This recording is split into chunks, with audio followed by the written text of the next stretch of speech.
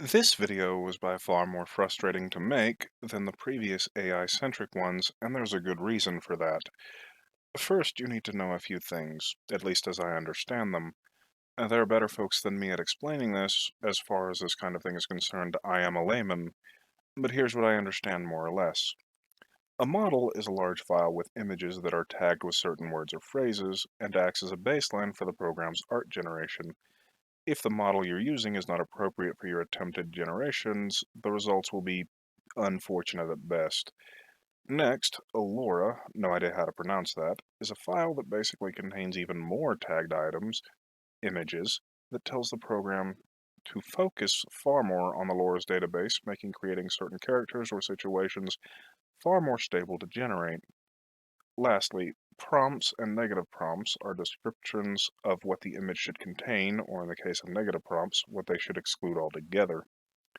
This is important for you to know in the context of the absolute mind-numbing grind I went through to generate these images. A good model, a good LoRa, and a well-thought-out prompt can usually generate a fairly stable image. This is in no way the case for the dragons I generated. When I generated the Cthulhu images, only one in every four or so was usable. For the slimes, only a few out of the whole process were unusable, probably because of how simple slimes are. For the stone golems, maybe a third were unusable. For the dragons, 5 out of 6 were completely unusable. Missing or uneven legs, weird wings, some had only half a head, don't know how that happened. I must have generated about 600 or so dragon images and could only use about 100 of them. Yes, there is a process called inpainting that allows you to touch up and alter images, but even that takes quite a bit of experimentation. And I'm making this series to show off what the free version of the program can do with modest effort and limited knowledge.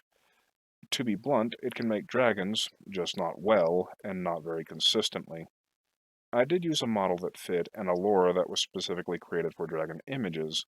Others have gotten better results, but when I checked their image generation data, they used the program's native upscaling extension.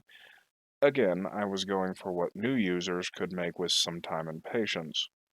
2 days. It took me 2 days to make this. While I love dragons, if I don't see another for a month, it may just be too soon.